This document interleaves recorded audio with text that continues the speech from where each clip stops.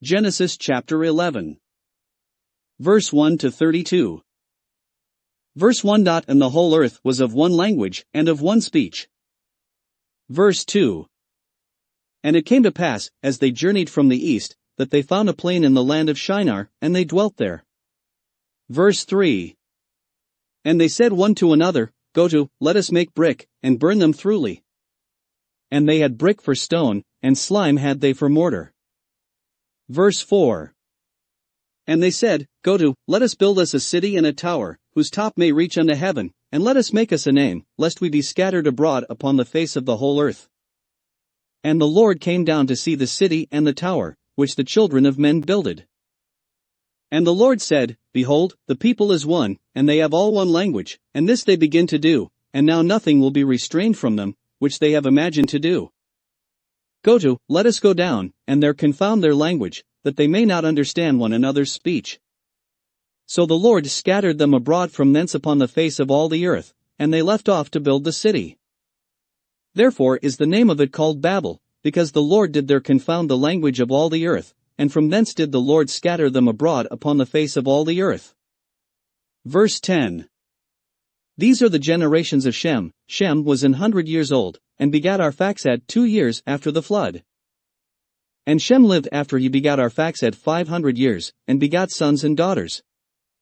And Arphaxad lived 35 years, and begat Sulla. And Arphaxad lived after he begat Sulla 403 years, and begat sons and daughters. And Sulla lived 30 years, and begat Eber. Verse 15. And Sulla lived after he begat Eber 403 years, and begat sons and daughters. And Eber lived 34 years, and begat Peleg. And Eber lived after he begat Peleg 430 years, and begat sons and daughters. And Peleg lived 30 years, and begat Reu.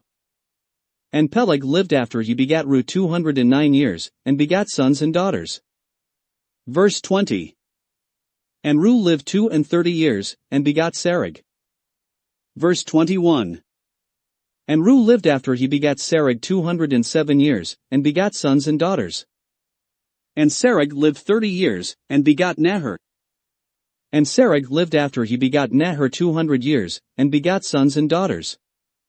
And Nahor lived 29 years, and begat Terah.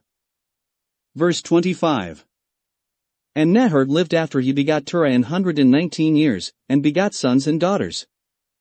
And Terah lived 70 years, and begat Abram, Nahor, and Haran.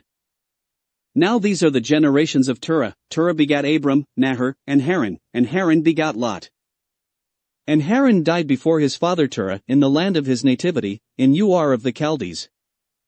And Abram and Nahor took them wives. The name of Abram's wife was Sarai, and the name of Nahor's wife, Milcah, the daughter of Haran, the father of Milcah, and the father of Iscah.